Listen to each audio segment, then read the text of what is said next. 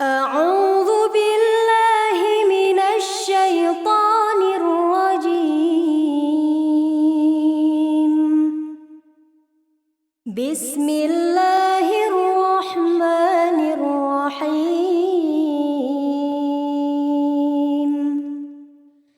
إذا جاء نصر الله والفتح ورأيت الناس يدخلون في دين الله أفواجا فسبح بحمد ربك واستغفره إنه كان توابا.